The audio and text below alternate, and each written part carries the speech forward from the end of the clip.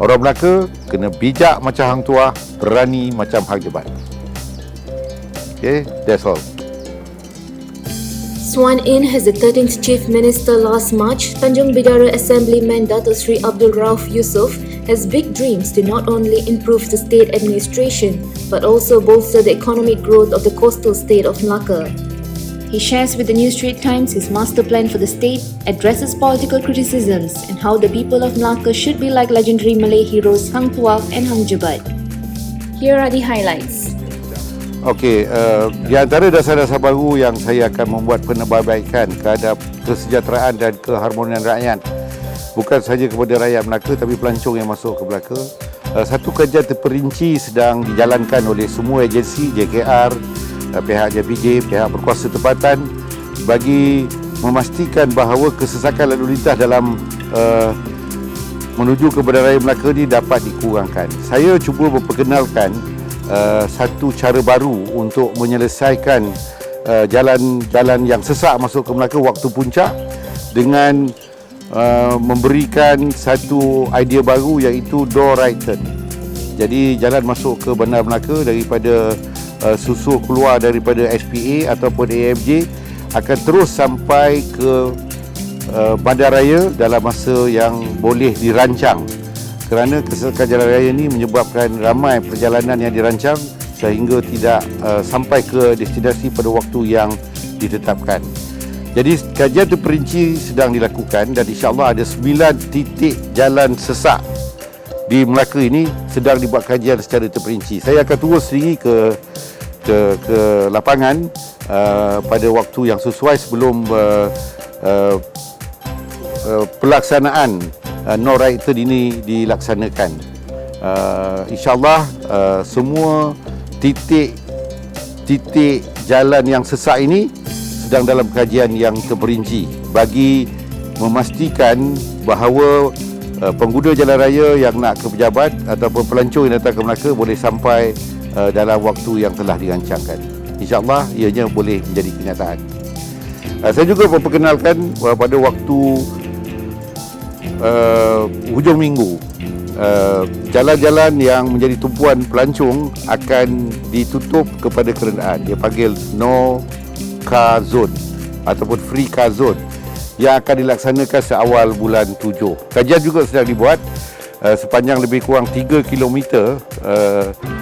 kawasan yang menjadi tarikan pelancong ini akan menjadi kawasan yang menarik perhatian pelancong untuk beriadah sekitar 3 km, iaitu daripada kawasan Red Square ataupun Gereja State Highs sehingga ke Jonker Walk dan akan terus ditutup sehingga ke depan Hilton Hotel. Bermula daripada jam 5 petang pada hari Jumaat sehingga 5 petang pada hari Minggu. Ia juga akan dijalan secara berperingkat-peringkat. Melaka mempunyai satu landscape untuk dimajukan yang agak baik dengan diwartakan sebuah kawasan tambak laut yang dipanggil MWAZE, Melaka Waterfront Economic Zone, sepanjang 33 koridor kawasan tambak laut Melaka ini diwartakan sebagai kawasan economic zone yang akan menjana ekonomi kepada negeri dan juga kepada negara. Dengan kawasan ini diiktiraf sebagai kawasan zon pelancongan, zon perindustrian dan zon pelabuhan. MWAZE ni dia mengandungi pelbagai rencam cadangan yang telah dicadangkan sejak 30 tahun yang terdahulu.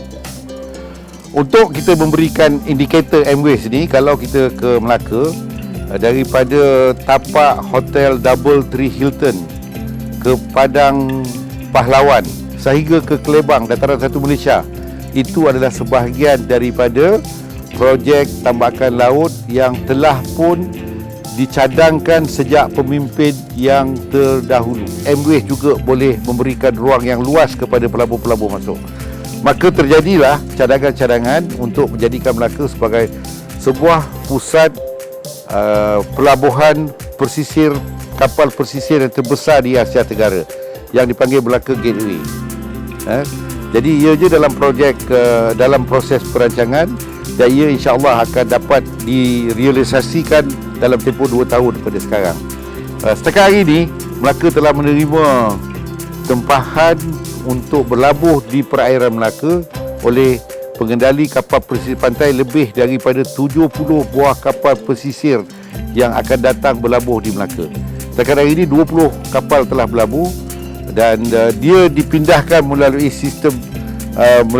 sistem pemindahan pelancong melalui bot ke darat. Jadi dengan terbinanya jeti pesisir pantai ini besok dengan kompleks IQ yang baik, maka lebih ramai dan pelancong akan datang. Itu ialah salah satu daripada kluster pelancongan yang ada dalam MBS.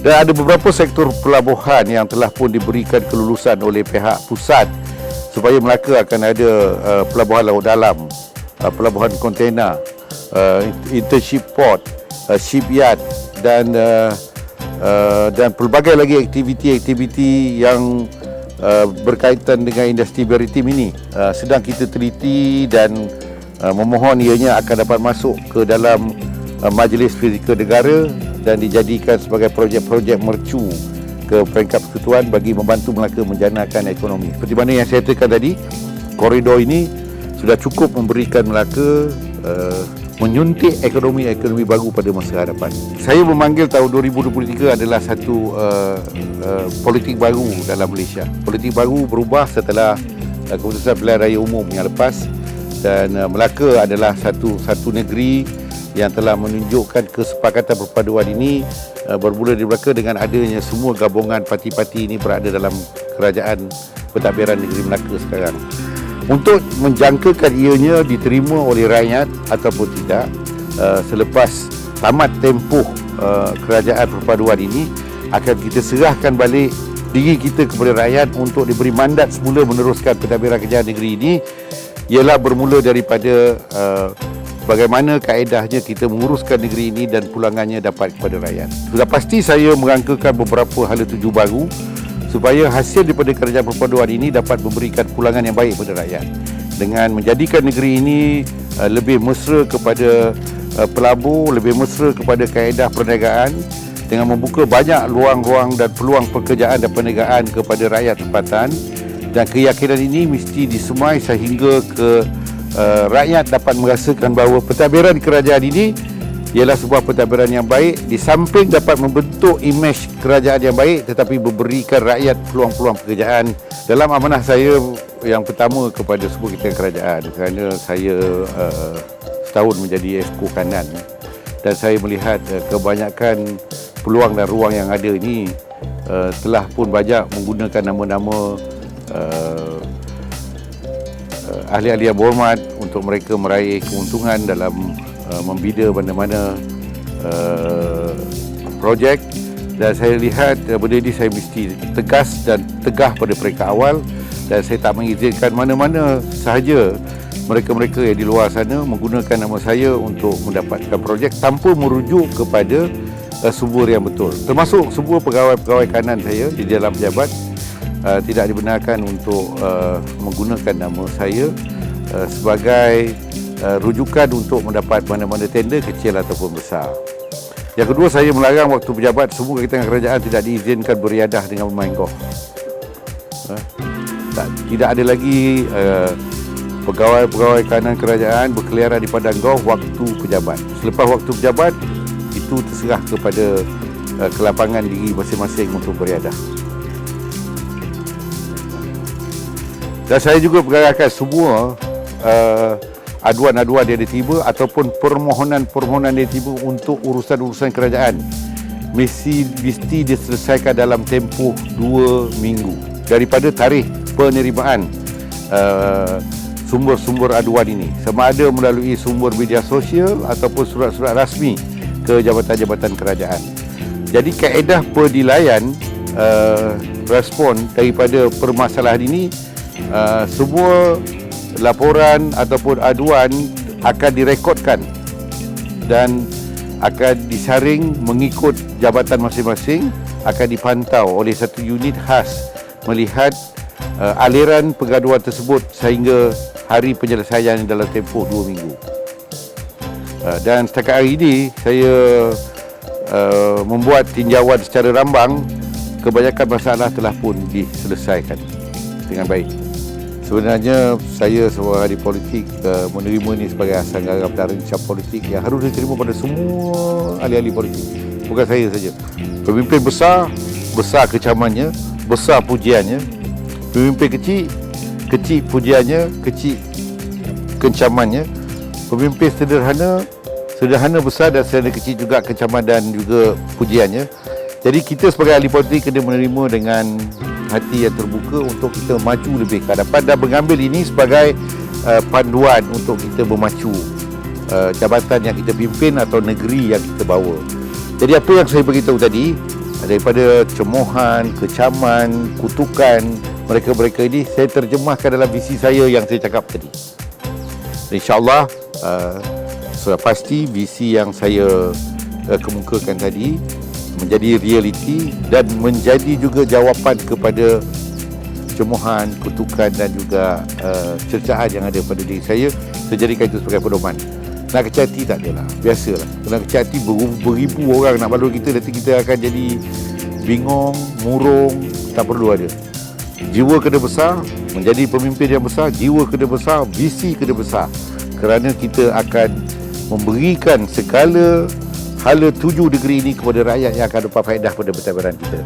Maju Melaka, maju rakyat Melaka maju jaya, rakyat bahagia menggamit dunia.